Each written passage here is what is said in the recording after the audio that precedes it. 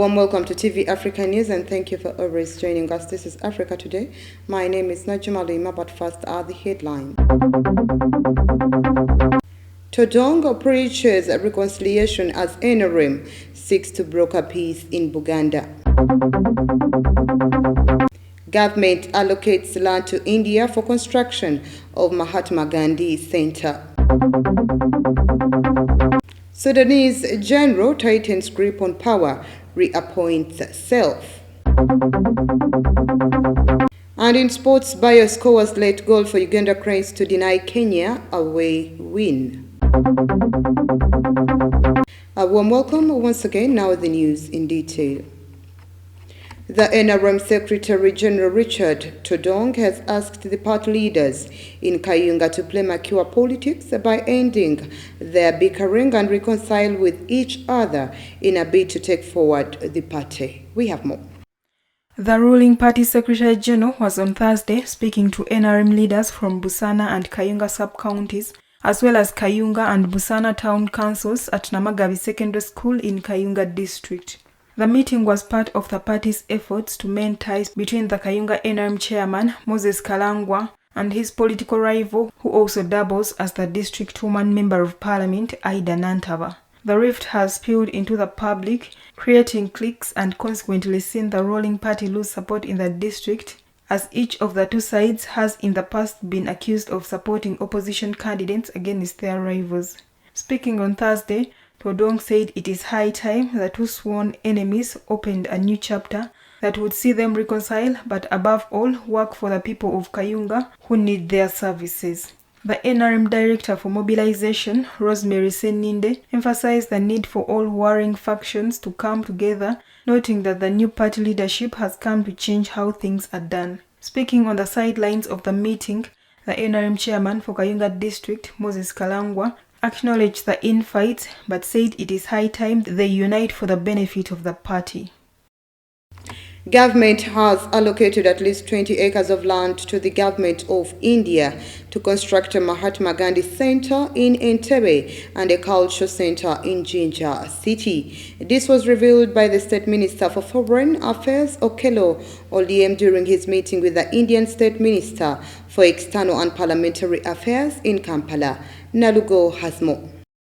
Speaking to journalists shortly after his meeting with the Indian State Minister for External Affairs, Shri Murali Dharan, State Minister for Foreign Affairs, Henry Okello Oryem, said that 15 acres of land have been identified in Entebbe, while 5 acres have been identified in Jinja.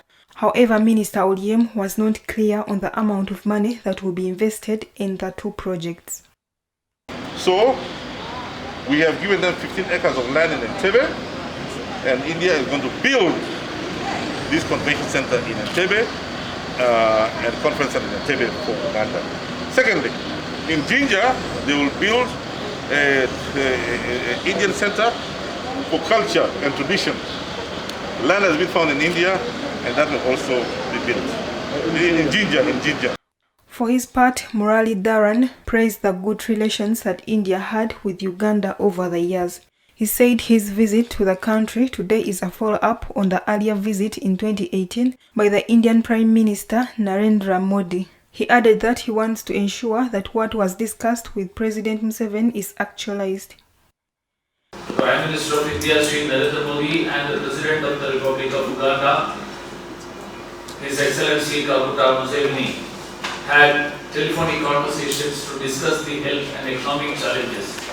Oryem also revealed that the government of India will avail Uganda with more vaccines in the fight against COVID-19.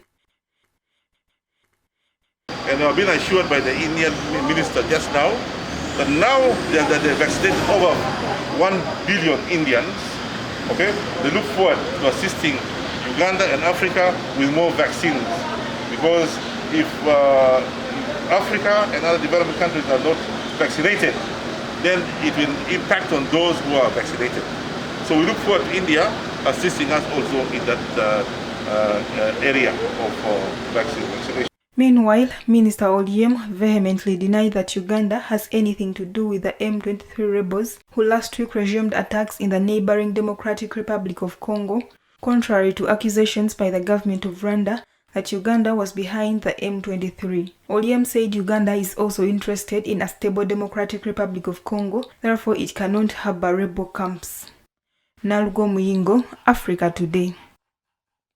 Police in Jinja has arrested Razak Waswa, a senior laboratory technologist, for forging COVID-19 test results of Matthew Chirabo. Chirabo is accused of masterminding the murder of his then-girlfriend, Desire Mirembe. Kachanchu reports.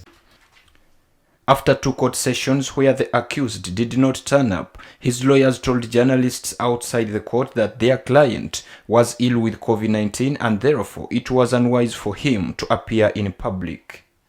The lawyers claimed that Kirabo had tested positive at Jinja Hospital and he was therefore bedridden at the same hospital. According to Charles Twine, who is the Criminal Investigations Department Public Relations Officer, police moved swiftly to investigate the claim and they found out that it was untrue.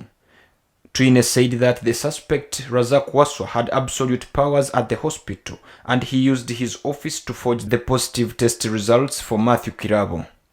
The Criminal Investigations Department Public Relations Officer noted that Waswa will be charged with forgery and abuse of office. He added that investigations are now underway to find out if Kirabo's lawyers were involved in the forgery. Twine said that the lawyers will be charged if the investigations prove that they are part of the deal. Meanwhile, the High Court in Mukono said on Wednesday that if Kirabo does not turn up for the next case hearing on November 17, 2021, his sureties will face arrest. Jameson Karimani, the spokesperson of judiciary, told journalists that court can assess why the accused is not coming or if he refused to show up and can go ahead and hear the case without him. Let's go for a very quick short break. We will be right back.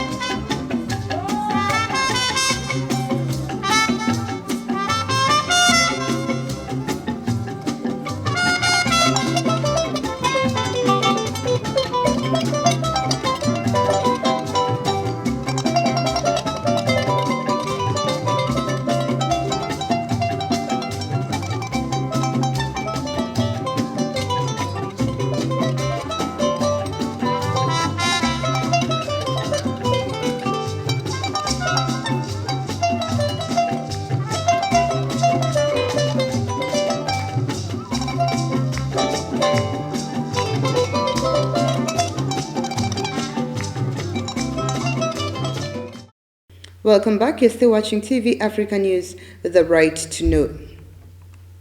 Sudanese top general on Thursday reappointed himself as head of the army-run interim government body. There was no immediate reaction by pro-democracy groups to the move by General Abdel Fattah Burhan, which was announced by state television.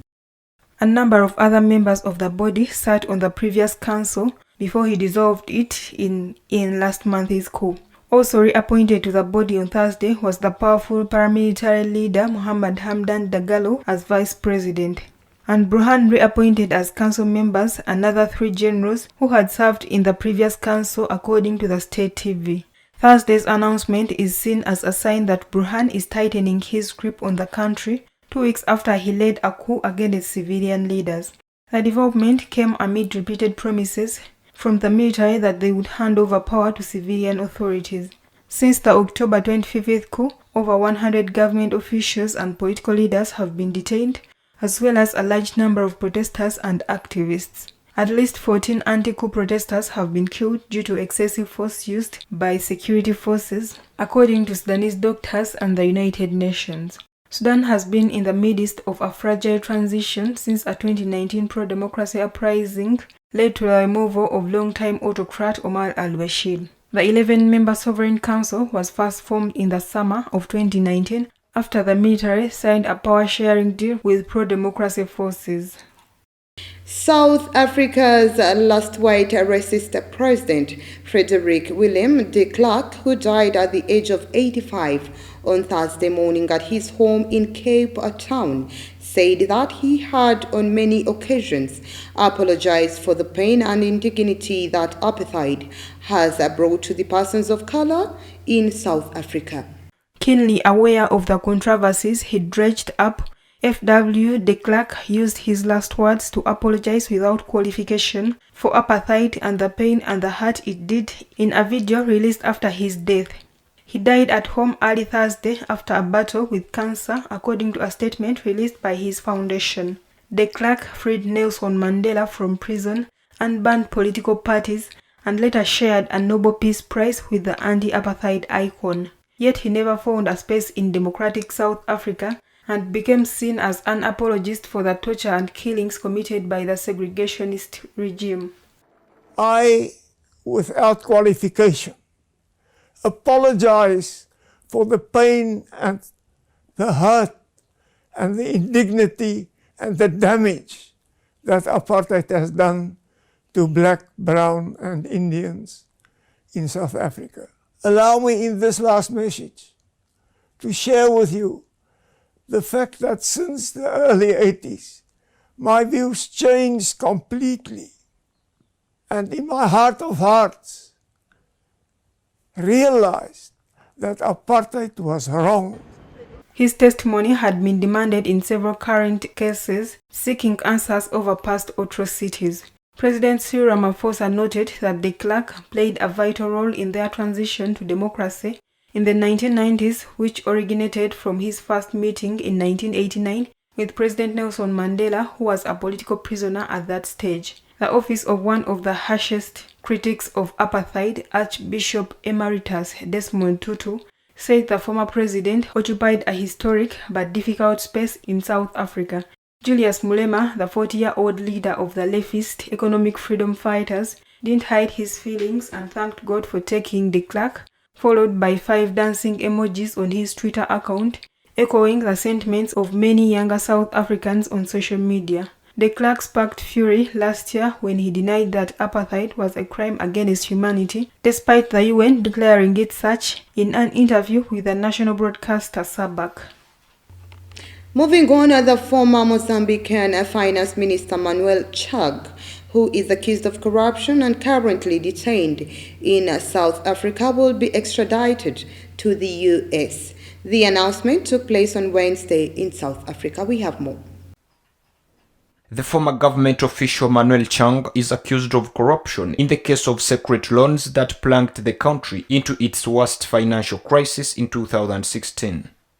Manuel Chang is also accused of having received millions of euros in bribes during the 10-year period he spent in office between 2005 and 2015. The former minister was arrested in 2018 in South Africa while in transit to Dubai. The current president, Filipe Nyusi, then Minister of Defense, was named in several testimonies. In total, there are 19 defendants, all close to the government, suspected of being involved in the scandal uncovered in 2016. Away from that, the party of Nigerian President Muhammadu Buhari has lost a regional election in Anambra State, considered a major test before the presidential election of 2023, according to official results announced on Wednesday. Charles Chukwuma Soludo, head of the Nigeria's central bank and candidate of the All Progressive Grand Alliance, was elected governor with 112,000 votes, far ahead of the ruling All Progressive candidate, the Independent National Electoral Commission announced. Mr. Soludo said in a speech that he was delighted with the result, calling on his rivals to recognize the results. Mr. Buhari congratulated Mr. Soludo on his victory, urging him to address the challenges facing the state and the region. More than 30 police officers were deployed to secure the election, which was held on Saturday after a series of attacks attributed to the indigenous people of Biafra movement, which advocates the secession of southeastern Nigeria. With 18 months to go before the presidential elections, the poll was a real test for authorities of Africa's most populous country of 210 million inhabitants, which is plunged by widespread insecurity. The polls in Anambra State were held without violence, but the INEC had postponed voting in Ihiala district to Tuesday because of security threats. Let's once again take a very quick short break. We will be right back.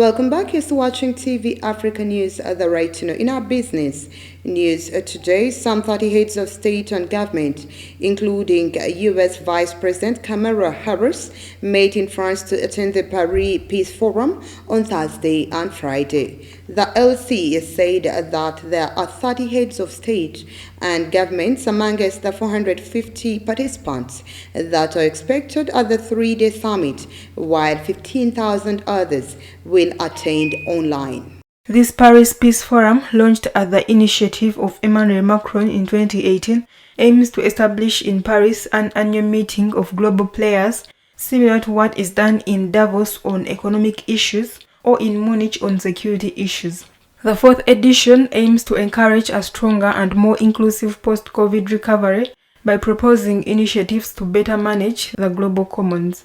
The French president is also expected to propose a roadmap for artificial intelligence in the fight against climate change and protection of biodiversity. The summit brings together the world leaders, CEOs, NGOs, and others to discuss global issues such as climate change, the COVID-19 pandemic, and the global digital transition.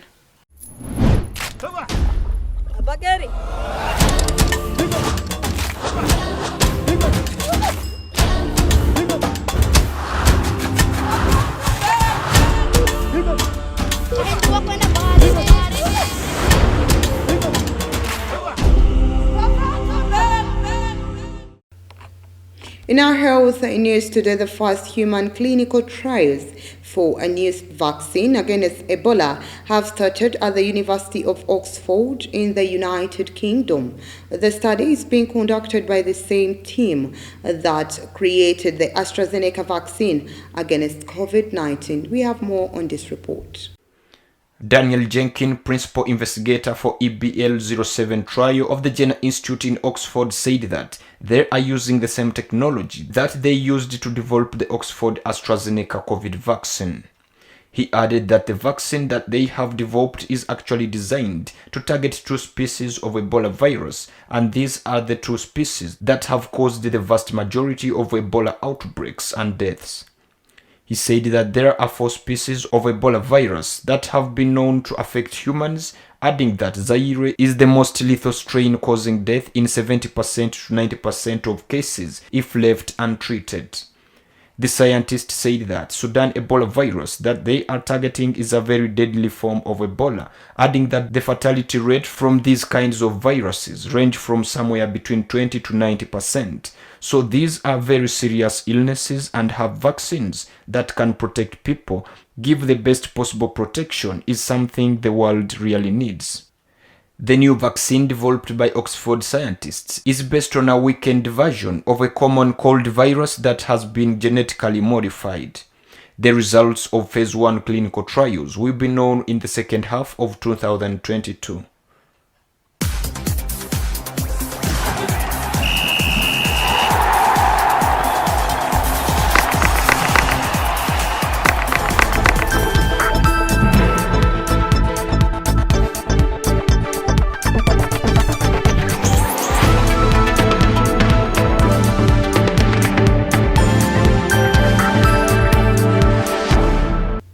And in sports today, Kenya frustrated Uganda Cranes FIFA World Cup dream with a 1-1 draw on match day 5 of the 2020 qualifiers at the St. Mary's Stadium, Chitende, on Thursday, 11th November 2021. Harambee Stars skipper Michael Olunga headed the visitors ahead on the hour marker before a late controversial goal from forward Fahad Bayo salvaged some pride for the hosts. Kachanchu has more. Uganda Cranes goalkeeper Charles Lukwago was alert to thwart a 1-against-1 moment with forward Samuel Ouma Onyango in 10 minutes after an Olunga through pass. The hosts missed an opportunity to take the lead in the 26th minute when defender Bevis Mugabe shot out from inside the goal off a rebound attempt after goalkeeper Brian Okoth had failed to have full grip of a venomous Bobosi Byaruhanga free kick. At the start of the second half, Uganda Cranes technical docket introduced Ibrahim Oriti for Abdulaziz Kayondo, and another winger Milton Karisa came on for Arubasti Stephen Disimukwala. Orit nearly gave Uganda the lead, but his shot from an acute angle narrowly missed target in the 24th minute. Olunga headed past Lukwago at the back post after a well-called free kick from Hassan Abdallah of 40 yards.